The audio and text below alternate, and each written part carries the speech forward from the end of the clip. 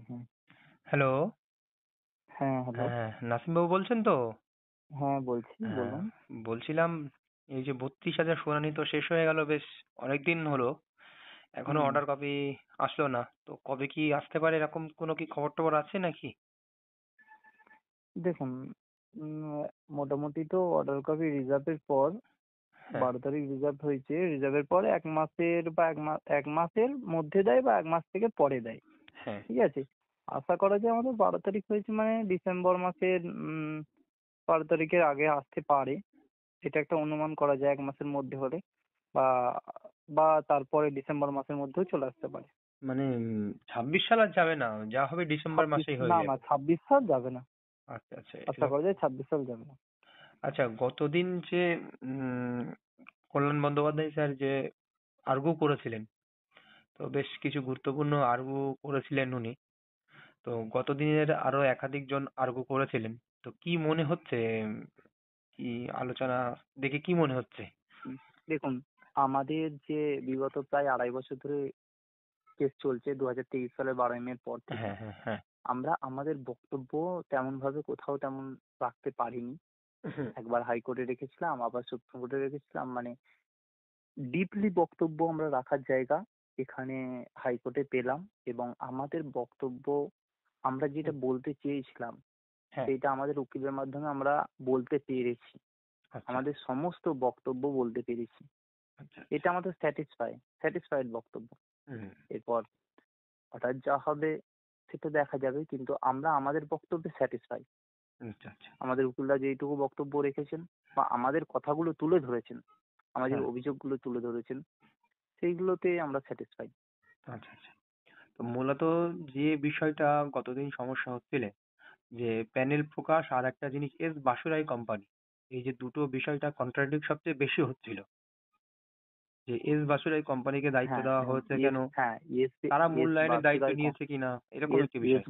Company নিয়ে যেটা অভিযোগ করেছিল, হুম, সেই অভিযোগটা আমাদের বোর্ডের আইনজীবী তথা হুম, আমাদের অ্যাডভোকেট জেনারেল স্যার উনি হুম, কিন্তু ভালোভাবে বুঝিয়ে দিয়েছেন এস বাসুরাই কোম্পানিকে এবং হুম, কোম্পানি কি ছিল। হুম, শুধুমাত্র যে একটা টাইপিং এজেন্সি বা একটা কি ট্রাম বললো, বেশ হ্যাঁ, মনে আসছে না।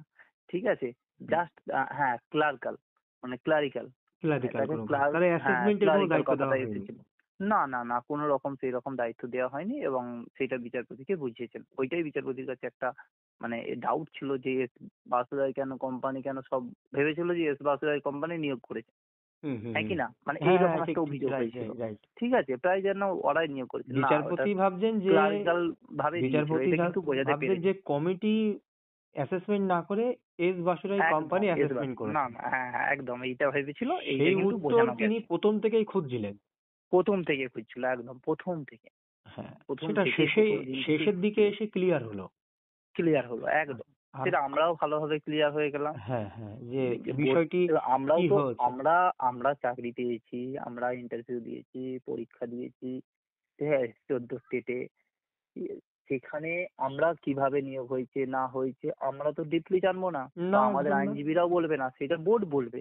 কারণ তার বোর্ড জন্য হচ্ছে আমাদের নিয়োগকর্তা। একদম বোর্ড হচ্ছে আমাদের নিয়োগকর্তা। সেদিন ডিপলি ভালোভাবে ভালোভাবে বুঝিয়ে বলেছে। অ্যাকচুয়ালি বিষয়টা দেখুন, যারা ম্যাক্সিমাম এই 42,000 হোক আর 32,000 হোক, মানে 2014 টেট পাস করে 2017 সালে টিচার হয়েছে, কারোর বয়স 25, কারোর 30, কারোর 35। তো ওই জায়গায় কারোর বয়স 18, 19, 20ও আছে, মার্জিনে রয়েছে। তো বিষয়টা হচ্ছে ওই জায়গায় দাঁড়িয়ে আমার রিক্রুটমেন্ট হচ্ছে, আমি চাকরি পাচ্ছি, আমি অ্যাপয়েন্টমেন্ট পাচ্ছি, আমি স্কুলে জয়েন করছি, আমি চাকরি করছি দীর্ঘদিন ধরে। এবার কোথায় কে ওএমআর রেখেছে, কে আমাদের মূল্যায়ন করেছে, সেটা কি ক্যান্ডিডেটের দেখার বিষয়? একদম এইটাই, এটা কিন্তু একটি এইটাই, বড় প্রশ্ন। আপনারা চাকরি একদম। পেয়েছেন, হুম, চাকরি হুম, করছেন, কিন্তু এই যে হুম। ওএমআর কোথায় রেখেছে, এস বাসুরাই কোম্পানি এই করছে, তার ছাপার আর কেন সেটা তো প্রার্থীরা আমরা হবেন? একটা চাকরি প্রার্থী, এই যে এখন যারা এসএসসি এক্সাম দিচ্ছে, এই আজকে কনস্টেবলের এক্সাম ছিল, তারা কোন এজেন্সিকে দিয়েছে, দিয়ে পরীক্ষা করাচ্ছে, কি করাচ্ছে কেউ জানে?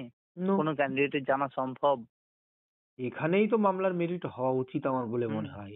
এই একদম। জায়গাটাই বিচারপতিদের ভাবা উচিত যে যারা যোগ্য ক্যান্ডিডেট এর মধ্যে রয়েছে তারা কি দোষ করলো, যেটা এসএসসি তে যোগ্য ক্যান্ডিডেটরা প্রতি পদে পদে এখন বুঝতে পারছে হুম, যে তাদের হুম, সঙ্গে কতটা বাজে কিছু ঘটছে। অবশ্যই। তো যাই হোক, সেটা একটা বিষয়। আরেকটা যে বিষয়, যে সিবিআই চার্জশিট, যে 4-5 ধরনের যে সিবিআই চার্জশিট, সেই সিবিআই চার্জশিট নিয়ে কিন্তু একটা চরম দ্বন্দ্ব ছিল। কিন্তু আমাদের পর্ষদ তারা রিক্রুটমেন্ট শেষ করেছে 2017 এপ্রিল মাসে। হুম। এবার সিবিআই চার্জশিটের সঙ্গে এখানে একটা তর্ক বিতর্ক রয়েছে যে সিবিআই চার্জশিটের সঙ্গে কি এই 32,000 বা 42,000 নিয়োগের কোনো কি সংযোগ আছে, এরকম একটা বিষয় কিন্তু হ্যাঁ, উঠেছিল। এইটা একটা বলছি ছোট করে। সেই প্রথম থেকে আমাদের অভিযোগ ছিল, মানে আমাদের মেন টেটের স্ক্যাম হ্যাঁ, 2014 টেটের স্ক্যাম ছিল। হ্যাঁ। কিন্তু 42,949 যেটা নিয়োগ হয়েছে সেইটাতে কোনো রকম কোনো স্ক্যাম দেখা যায়নি। সেটা 2014 টেটে 32,000ও আছে। বারবার আমরা দেখেছি ওই চার্জশিটে টেটের দুর্নীতির কথা তুলে ধরেছেন সিনিয়র অ্যাডভোকেট বিকাশ রঞ্জন ভট্টাচার্য বারবার। একদম, অল আর একদম। ফ্রড, ওনার না, ভাষা।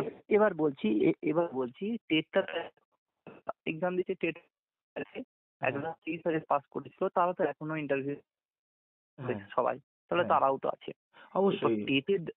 টেটের দুর্নীতি আর 2016 রিক্রুটমেন্ট দুটো জিনিস কিন্তু আলাদা। কারণ টেটের আমরা দুর্নীতি কিন্তু হলে তো 2000 প্রায় সমগ্র প্রাইমারি একদম। স্কুল ফাঁকা হয়ে হুম, যাবে হুম, এখন, হুম, হুম, যে একদম অবস্থা। অবশ্যই।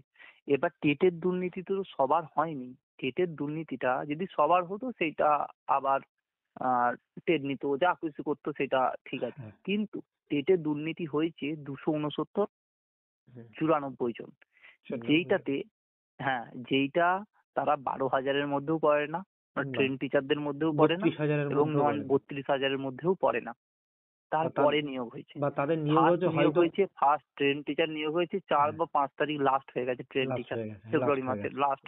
রাইট। আর আমাদের নিয়োগ হয়েছে প্রথম হচ্ছে 16ই 16ই ফেব্রুয়ারি, হ্যাঁ, 16ই ফেব্রুয়ারি পর্যন্ত। তারপরে আবার যারা কেউ অ্যাপয়েন্টমেন্ট পায়নি বলে, প্যারা টিচার সমস্যা ছিল বলে অনেকে হোল্ড করে রেখেছিল, সেগুলো এপ্রিল মাস পর্যন্ত। হ্যাঁ, এপ্রিল মাস পর্যন্ত গেছে। তো এটা পর্যন্ত কিন্তু নিয়োগ মানে একদম ভালোভাবেই হয়েছে। তার পরবর্তী ক্ষেত্রে কিছু কিছু ধাপে ধাপে নিয়োগ হয়েছে, ঠিক আছে, সেইগুলো পর্যন্তও ঠিক আছে, সেটাও বোর্ড দেখিয়েছে যে হয়তো কারোর হোল্ড হয়ে আছে, কারোর হয়তো কোনো তাদের কেসের কোর্টের, মাধ্যমে হ্যাঁ, চাকরি হয়েছে, কোর্টের অর্ডারে এইরকম অনেক নিয়োগ ম্যাক্সিমামটা। হয়েছে কোর্টের অর্ডারে, বেশিরভাগ কোর্টের কোর্টের অর্ডারে, অর্ডারে, বেশিরভাগ কোর্টের সেগুলোও অর্ডারে। ঠিক আছে। কিন্তু তারপরে এই 269 বা 94 জন, এইটা নিয়েই দুর্নীতি। এই 269 প্লাস 94 কতজন হচ্ছে? হ্যাঁ, জাস্ট এই একটা সংখ্যা। কিন্তু তারা তো আবার সুপ্রিম কোর্টের অর্ডারে এখনো চাকরি করছে, এটা একদম, বড় তারা আমাদের বিষয়। থেকে ভালো পজিশনে আছে। এটা হ্যাঁ, একটা সব থেকে বড় কথা, তারা আমাদের থেকেও ভালো পজিশনে আছে। তাদের সুপ্রিম কোর্ট আমাদের রক্ষা এত কবচ কেস দিয়েছে। লড়ছি, হ্যাঁ, তাদের তো রক্ষা কবচ আছে, তাদের নিয়ে তো কোনো কথা বলতে পারবে না। না, তাদের রক্ষা কবচ রয়েছে, তাহলে একদম অবশ্যই। সেখানে তারা দুর্নীতি প্রমাণিত সিঙ্গেল বেঞ্চ চাকরি করছে সিবিআই সার্ভিস তাদের বিরুদ্ধে, সেখানে তাদের বা চাকরি বহাল থাকবে আর আপনারা এই 32,000 চলে যাবে, এটা হতে পারে কখনো? সেইটাই। সেটা বড় প্রশ্ন এখানে থেকে গেল। বিচারপতি বিষয়টা যেটা বুঝলাম, এতদিন দীর্ঘদিন ধরে শুনানি হচ্ছে, বিচারপতি এই সমস্ত বিষয় শুনেই পাজল হয়ে যাচ্ছেন। হুম, একদিন হুম, হুম। একদিন শুনানিতে জিজ্ঞেস করেছিলেন, আপনারা হয়তো লক্ষ্য করেছেন, যে তারা এখনো চাকরি করছে সেই সেইটাই, হ্যাঁ, হ্যাঁ, 94 জিজ্ঞাসা জন। করছেন। বিচারপতি বললো শুনে যেন অবাক হলেন। সুপ্রিম কোর্টের অর্ডারে তো চাকরি হুম, করছে। তারা এখনো চাকরি করছে, মানে তিনি শুনে অবাক হলেন যে এই 32,000 নিয়ে লিটিগেশন সমস্যা, কিন্তু অথচ চাকরি বাতিল তারা সুপ্রিম কোর্ট তাদেরকে ফিরিয়ে দিয়েছে। হুম, হুম, হুম। তাই না? এইটাই প্রমাণিত। কিন্তু এই 32,000-এর মধ্যে এই 42,000 একটাও দুর্নীতি কিন্তু এখনো খুঁজতে পারেনি। মানে একদম, সিবিআই প্রুফ একদম, দিতে একদম, পারেনি। হয়তো একদম। সিবিআই 269 প্রুফ দিয়েছে, হুম, 753 প্রুফ দিয়েছে। 753 জন থেকে যে 294 জন সামথিং চাকরি পেল, তার প্রুফ হয়তো সিবিআই দিয়েছে। কিন্তু 32,000 যোগ 12,000 এর প্রুফ কিন্তু সিবিআই দিতে পারেনি। একদম। আশা করা যায় এই সমস্ত বিষয়ের উপর ঠিক ভিত্তি আছে, করে দেখা যাক। আশা আপনাদের করা যায় পক্ষেই যাবে। ভালোই হবে। ভালো কিছুই হবে আশা আশা করা করা যায়। যায়। হুম। আর আরেকটা জিনিস, যে পিটিশনার যারা রয়েছে বা ক্যান ফাইল যারা করেছে, তাদের কি কোনো সুরাহা টুরাহা হতে পারে, কিছু খোঁজ খবর আছে নাকি? দেখুন, বিচারপতি যেমন অর্ডার দেবেন তেমন হবে। যদি অবশ্যই। তারা যদি, হ্যাঁ, কিন্তু তাদের যদি বিচারপতি চাকরি হয়, জাস্টিস তাদের কিন্তু যদি মাঝে চাকরি মধ্যে। হয়, হ্যাঁ, হ্যাঁ, যেমন দুদিন আগে, মানে ছুটির আগে বলছিলেন বিচারপতির চাকরি ওদের কতজন গুনছিলেন, হ্যাঁ, ঠিক আছে, ওটাই সেই ওটাই। হিসাবে, সেই হিসাবেও যদি চাকরি দিতে চান, হুম, দিতেই পারে, আমাদের কোনো রকম কোনো অসুবিধা নেই। মানে উনি বলছিলেন যে কতজন প্রার্থী আছে তাদেরকে তো হুম, চাকরি দিলে হুম, মিটে যায়। উনি কিন্তু 2 দিন হুম, বলেছেন, শুনানির ফার্স্ট ডে হুম, একদিন, সেকেন্ড ডে একদিন বলেছেন, হুম, আর শুনানি যেদিন শেষ হচ্ছে তার আগের দিন তরুণ্য যদি টিআইরা যেদিন বলছিলেন, সৌম্য মজুমদার স্যার যেদিন বলছিলেন, হুম, হুম, হুম, ওই দিন কিন্তু একদম। বলছেন বলুন। তা এদের তো চাকরি দিলে মিটে যায়, এই জায়গাটা কিন্তু দাঁড়াচ্ছে বিষয়। হুম হুম হুম। ওকে, যাক, অনেক ধন্যবাদ, ঠিক আছে। ভালো খবর ওকে। পেলাম, আপনি কিছু তথ্য ওকে। দিলেন।